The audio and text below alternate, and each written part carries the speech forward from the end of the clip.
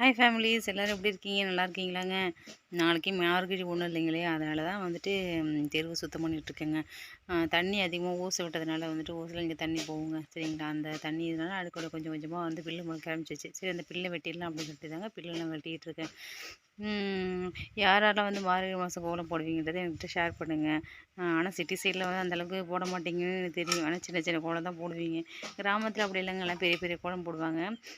நான் வீட்டில் இருக்கிறப்ப வந்துட்டு அம்மா வீட்டில் இருக்கிறப்ப நல்லா பெரிய பெரிய கோலம் போடுவோம். ஏன்னா வந்து கண்டினியூவாக வீடு இருக்குங்க. இங்கே வந்து நான் தனியாக இருக்கிறதுனால அந்தளவுக்கு நாங்கள் பெரிய கோலம் போட மாட்டாங்க, சின்ன கோலம் தான் போடுவோம்.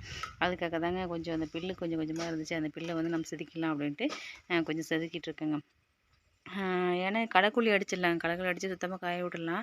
இங்கே ஆடு மாடுகளுக்கு இருக்கு இல்லையா, டேரெக்டாக வந்துட்டு மேய்ச்சலுக்கு போய்ட்டு டேரெக்டாக இங்கே தாங்க வந்து மேயும். சரி, நம்ம களைக்கொல்லி அடித்தா வந்துட்டு மாடு ஆடுகளுக்கு இதாக இருக்கும் அப்படின்றதுனால நான் களைக்கொல்லி அடிக்கலைங்க.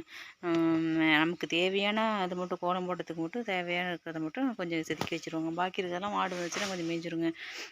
அப்படி தாங்க வந்துட்டு என்னுடைய வேலை வந்து எனக்கு போயிட்டுருக்குங்க. யாரெல்லாம் வந்து மார்கழி மாதத்துல கோலம் போடுவீங்கன்றத எனக்கு ஷேர் பண்ணுங்கள்.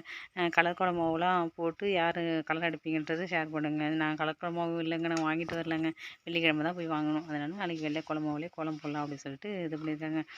சின்ன பிள்ளைலாம் மார்கழி மாதத்துல கோலம் போட்டாங்க அப்படின்னா அம்மாலாம் 5 மணிக்கு எழுந்திரிச்சிருவாங்க, கோலம் போட்டுருவாங்க. அப்போலாம் சின்ன பிள்ளையா நம்ம கோலம் போட மாட்டோங்க இல்லையா? அப்போலாம் வந்து தெரு தெருவாக போவாங்க. ஒவ்வொரு தெருவுலேயும் வந்துட்டு கோலம் எப்படி போட்டிருக்காங்கன்னு சொல்லிட்டு ஃபர்ஸ்ட் ப்ரைஸ், செகண்ட் ப்ரைஸ் போல் நாங்களே வந்துட்டு இது பண்ணுவோங்க. இவங்க கோலம் நல்லாயிருக்கு, அவங்க கோலம் நல்லாயிருக்குன்னு சொல்லிட்டு அது ஒரு அரை மணி நேரங்க.